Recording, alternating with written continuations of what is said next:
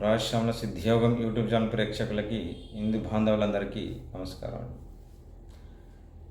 ఈరోజు ఒక గొప్ప మంత్రాన్ని ఇవ్వడం జరుగుతుంది. ఈ మంత్రాన్ని మీరు చేయడం వల్ల ధనానికి సంబంధించిన ఎలాంటి లోటు అయితే ఉండదండి. ధనానికి, ధాన్యానికి, రుణ బాధల నుంచి విముక్తి కలుగుతుంది. ఈ మంత్రాన్ని చేయడం వల్ల కూడా చాలా విశేషమైన ఫలితాలు వస్తాయి, ఫలితం ఉంటుంది. ఈ మంత్రాన్ని చేయడం కూడా ఇంట్లో గృహస్థానంలో చేస్తే చాలా విశేషమైంది, లేదు దేవాలయంలో చేసిన చాలా గొప్ప విశేషం కలుగుతుంది.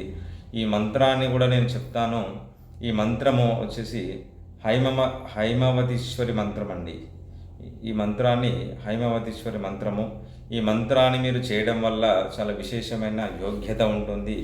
మీరు అనుకూలిత్యా మీకు ధనానికి సంబంధించిన ఎలాంటి ప్రాబ్లమ్స్ ఉన్నా, మీకు ధనానికి సంబంధించి ఎలాంటి ప్రాబ్లమ్స్ ఉన్నా మీకు క్లియర్ అవుతుందండి. ధనానికి ఎలాంటి లోటు లేకుండా మీకు రుణ బాధల నుంచి విముక్తి కలుగుతుంది.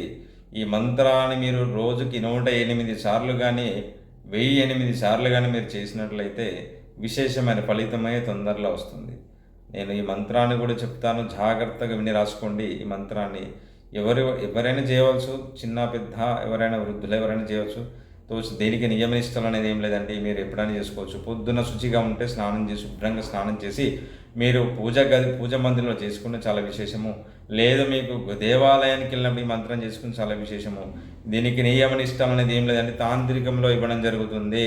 మీరు ప్రతిరోజు చేసుకోవాల్సిన మంత్రము, యథావిధిగా మీరు చేయవలసిన మంత్రం ఇది.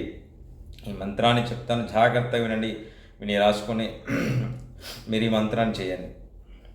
ఓం హ్రీం శ్రీం హైమవతీశ్వరే హ్రీం స్వః.